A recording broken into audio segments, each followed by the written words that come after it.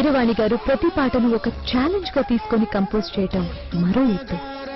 సాంప్రదాయ బాణీలు చెడకుండా సినిమా పద్ధతి పాటిస్తూ ఆయన 2 పడవల మీద అద్భుతంగా ప్రయాణం చేశారు. నటీనటులు ముఖ్యంగా నాగ్, స్నేహ, సుజాత పాటల్లో విలీనమైపోవటం ఏదో కొత్త లోకానికి తీసుకెళ్లినట్టు జనం ఫీల్ అయిపోయారు. ఇక రాఘవేంద్రరావు గారి గురించి చెప్పేదే ఉంది. అణువణువు తానే అయి విశ్వరూపం చూపించారు.